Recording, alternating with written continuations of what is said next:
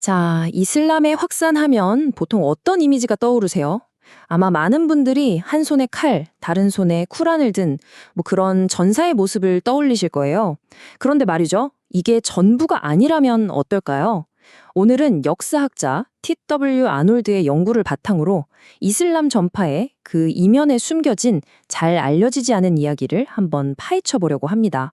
그러니까 세계에서 가장 큰 종교 중 하나인 이슬람이 대체 어떻게 지금의 모습에 이르게 됐을까요? 우리가 너무나 당연하게 생각해왔던 그 이야기 뒤에 어쩌면 완전히 다른 진실이 숨어 있을지도 모릅니다.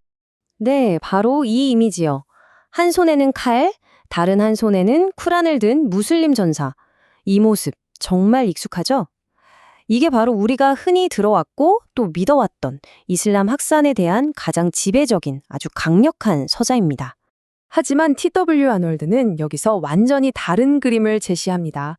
진짜 이야기는 광신도의 분노 같은 게 아니라는 거예요. 오히려 조용하고 눈에 띄지 않는 설교자와 상인의 묵묵한 노력 속에 진짜 핵심이 숨어 있다고 말하죠. 바로 이 한 문장이 우리가 알던 역사의 근간을 흔들기 시작합니다. 자, 이 주장을 제대로 이해하려면 선교 종교라는 개념을 먼저 짚고 넘어가야 해요. 이게 뭐냐면 진리를 전파하고 또 믿지 않는 사람들을 개종시키는 걸 아주 신성한 의무로 여기는 종교를 말하는 건데요. 아놀드의 핵심 주장은 바로 이겁니다. 이슬람은 태생부터 그 본질 자체가 바로 이 선교 종교였다는 거죠. 그 주장을 뒷받침하는 가장 강력한 증거가 어디서 나오는지 아세요? 바로 이슬람의 경전, 쿠란, 그 자체입니다. 종교에는 강요가 없나니 아주 짧고 명료하죠. 이 한 구절이 이슬람의 핵심 원칙, 즉 신앙은 강요할 수 없다는 걸 정말 명확하게 보여주는 겁니다.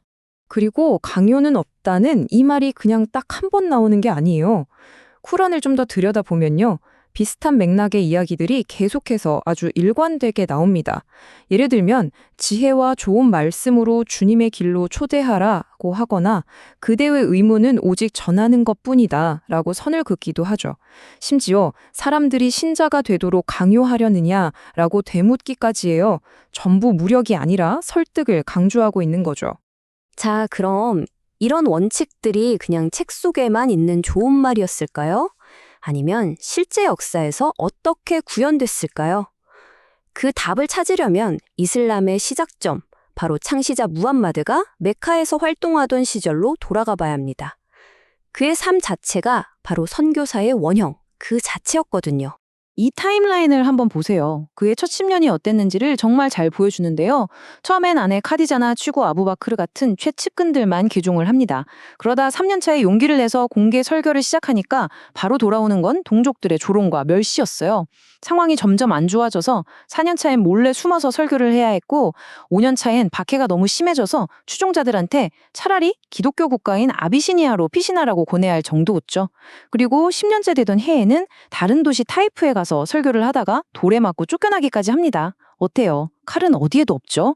오직 설득에만 의존했던 정말 고되고 비폭력적인 10년이었습니다. 초기 신자들의 믿음이 어땠는지를 보여주는 정말 상징적인 이야기가 하나 있어요. 노예였던 아프리카인 빌랄의 이야기입니다. 한번 상상해 보세요. 뜨거운 사막의 태양 아래 가슴에 무거운 바위가 얹힌 채로 고문을 당합니다. 신앙을 버리라는 거죠.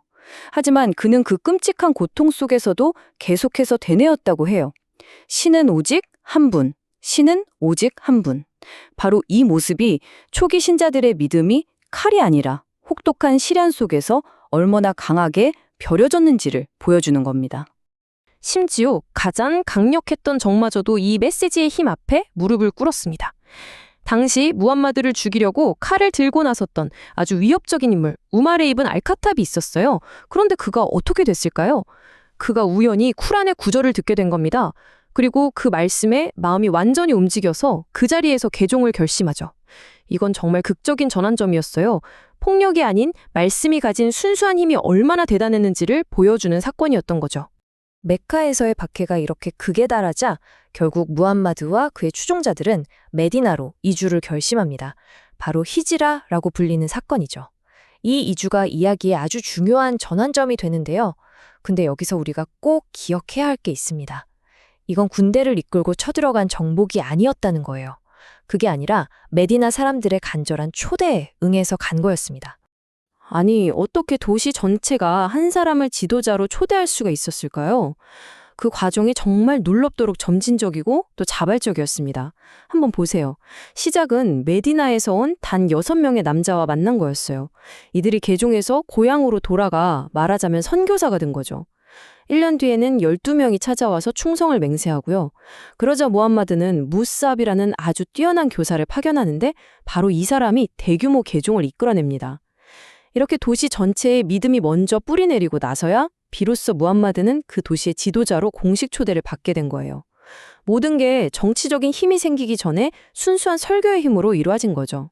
그런 사람들은 왜 이렇게 이슬람에 매료됐을까요? 그게 단순히 새로운 신에 대한 이야기만은 아니었기 때문입니다. 이슬람은 당시 아랍 사회의 가치관을 완전히 뒤엎는 일종의 사회혁명을 제안했어요. 한번 비교해 보세요.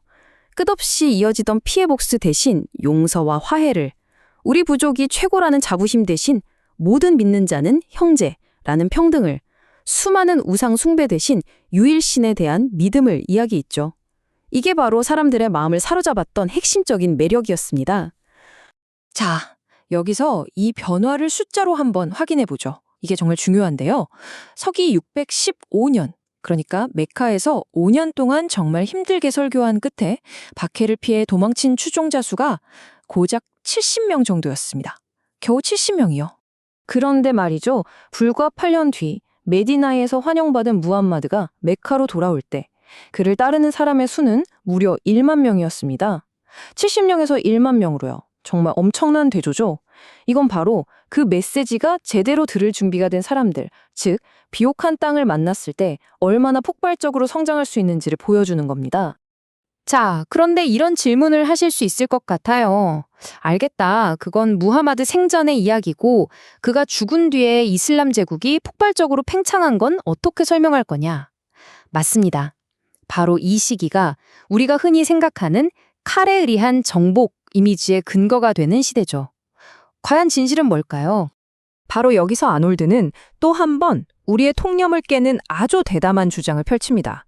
이 초기 아랍의 거대한 팽창을 우리가 흔히 생각하는 성전, 즉 종교 전쟁으로만 봐서는 안 된다는 거예요. 오히려 그 본질은 척박한 사막이라는 고향을 떠나서 더 풍요로운 땅을 찾아 나선 한 민족의 거대한 이주로 봐야 한다는 겁니다. 이게 그냥 하는 말이 아니라 증거가 있습니다. 만약 이게 순수한 종교 전쟁이었다면 도저히 설명이 안 되는 일들이 벌어졌거든요. 예를 들면 기독교를 믿던 아랍 부족들이 자발적으로 무슬림 군대를 도왔다는 기록이 있어요. 바누 나미르라는 기독교 부족은 아예 무슬림과 함께 전투에 참여하기까지 했고요. 심지어 어떤 기독교 족장은 위험에 빠진 무슬림 장군과 그의 군대를 구해준 일화로도 유명합니다. 이게 단순한 종교 전쟁이었다면 과연 가능한 일이었을까요? 당시 사람들의 생각을 엿볼 수 있는 아주 흥미로운 말이 있어요. 페르시아가 패배한 후에 이걸 지켜보던 기독교 베두인들이 이런 말을 남겼다고 합니다. 처음에 이슬람을 받아들인 부족들이 우리보다 현명했다. 이제 루스탐도 죽었으니 우리도 새로운 믿음을 받아들이는 게 낫겠다.